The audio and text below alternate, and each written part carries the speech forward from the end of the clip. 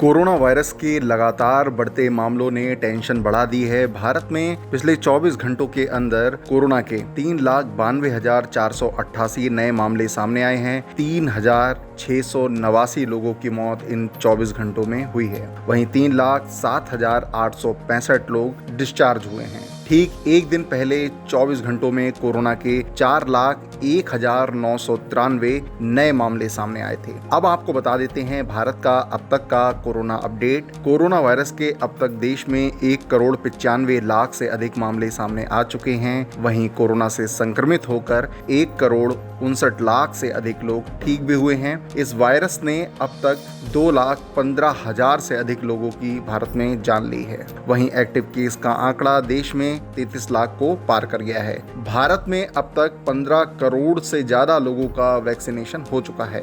इसी बीच आज सुबह प्रधानमंत्री नरेंद्र मोदी ने एक बार फिर से कोरोना वायरस के ताजा हालात पर मीटिंग की, जिसमें फोकस ऑक्सीजन और दवाइयों की उपलब्धता पर था। इस मीटिंग में केंद्रीय स्वास्थ्य मंत्री हर्षवर्धन और स्वास्थ्य सचिव के अलावा अन्य बड़े अधिकारी भी मौजूद थे। इसके अलावा स्वास्थ्य मंत्रालय ने एक महत्वपूर्ण जानकारी दी है, जिसमें स्वास्थ्य मंत्रालय की ओर से ये बताया गया है कि कई राज्यों में कोरोना की पीक आई है, लेकिन यहाँ लोगों के ठीक होने की संख्या भी बड़ी है। एक स्थाई पर पीक आना एक बात है, लेकिन क्या वह केसेस कम होते दिख रहे हैं, या वह पीक जो आ रही है वो कंटिन्यूड बेसिस पर एक हाई ग्रोथ ट्रेजेक्टरी दिखाती है, जिसका एक असर हम लोगों के सामने ये आता है कि हम उन स्टेट के साथ डिस्कस करते हुए वहां पर हेल्थ इंफ्रास्ट्रक्चर को और सुदृढ़ बनाएं। जिसमें कि मैं मुख्यतः आप लोगों के सामने हाईलाइट करना चाहूंगा कि जैसे कर्नाटक में अगर पीक भी बढ़ी, साथ में केस का ग्रोथ रेट 7.5% है। इसी तरीके से अगर हम देखें तो तमिलनाडु में पीक भी बढ़ी, लेकिन साथ में ग्रोथ रेट भी 5.2% के करीब है। गोवा में केसेस बढ़ रहे हैं, लेकिन साथ में ग्रोथ रेट भी 10.9% है।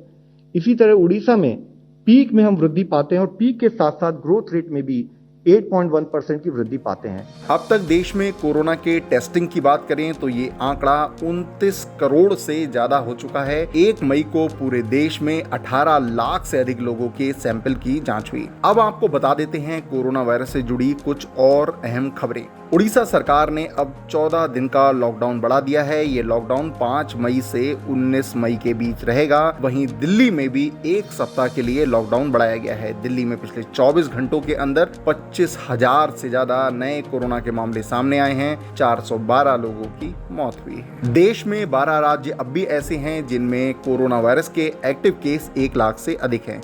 महाराष्ट्र में 6,65,837, कर्नाटक में 4,05,088, केरल में 3,24,169, यूपी में 3,01,833 कोरोना के एक्टिव केस मौजूद हैं। राजस्थान में 1,82,301, गुजरात में 1,45,139, आंध्र प्रदेश में 1,30,752, पश्चिम बंगाल में 1,16,659, बिहार में 1,08,203, हरियाणा में 1,02,516 कोरोना के एक्टिव केस मौजूद हैं। आज 5 राज्यों में विधानसभा चुनाव के नतीजे आ रहे हैं। वहीं यूपी में भी पंचायत चुनाव की मतगणना जारी है। इसी बीच 2 जगह की तस्वीरें हम आपको दिखा रहे हैं जहां कोविड गाइडलाइंस की धज्जियां उड़ा दी गई। यूपी के फिरोजाबाद में जहां प्रत्याशी एक दूसरे को धक्का देते हुए नजर आए, मजबूरन पुलिस को लाठीचार्ज करना पड़ा। वहीं यूपी के हाथरस में मतगणना स्थल के बाहर कोविड प्रोटोकॉल की धज्जियां उड़ा दी गई। यहां लोगों की भगदड़ की तस्वीरें भी सामने आई। देश में 1 मई से 18 साल से ऊपर की उम्र वाले लोगों का वैक्सीनेशन शुरू हो चुका है। 1 मई को 18 साल से ऊपर की उम्र वाले 86,000 से ज्यादा लोगों का कोरोना वैक्सीनेशन किया गया।